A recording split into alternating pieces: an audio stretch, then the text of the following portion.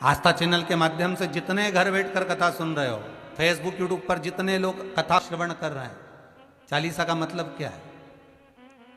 खूब पढ़ रहे हो, जितने पढ़ रहे हो, जितने टीवी के सामने बैठे हो, जितने मोबाइल हाथ में लेकर कथा सुन रहे हो और जितने यहां बैठकर सुन रहे हो, सब चालीसा पढ़ते हो। तो चालीसा का मतलब क्या है?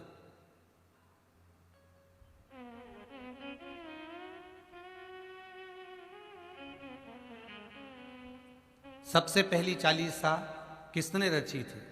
महाराज, सबसे पहली चालीसा। अगर कोई प्रश्न कर ले आपसे, बीच कथाओं में कई बार हमने भी आपको कहा कि सबसे पहली चालीसा की रचना श्री तुलसीदास जी ने करी थी। जिस समय तुलसी बाबा के पास में एक स्त्री आकर रो दी, नैनों से जल बह रहा है उस स्त्री के, और तुलसी बाबा भगवान की भक्ति में डूबे, राम नाम का स्मरण कर कर, रामचरितमानस का स्मरण कर कर गंगा के घाट से निकल कर जा रहे हैं, और वो स्त्री तुलसीदास जी के सम्मुख में आकर रुदन कर दी, तुलसीदास जी के सामने आकर रो दी, नैनों से अश्रु बह रहा है।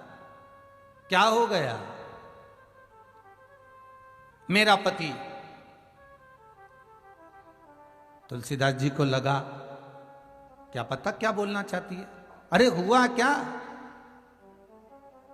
मेरा पति, मेरा पति, 4 बार वो माता कहती है। तुलसीदास जी पूछते हैं हुआ क्या, ये तो बताओ। कोई कह रहा है कि मेरा पति मर चुका है। अरे क्यों चिंता करती है? गंगा का जल ले और शिव का स्मरण कर। तुलसीदास जी कहते हैं शंकर विश्वास रूपीणो, शिव विश्वास है, शिव का स्मरण कर, जा ये गंगा का जल लेकर तो शंकर जी का नाम लेकर तेरे पति पर छीट पिला। कौन कहता है कि तेरा पति मर गया? अगर कुछ ज्यादा दुख भगवान देता है तो किसी सदगुरु के चरणों में भेज देता कि ये मार्ग बता देगा, ये तेरे कष्ट का निवारण कर देगा।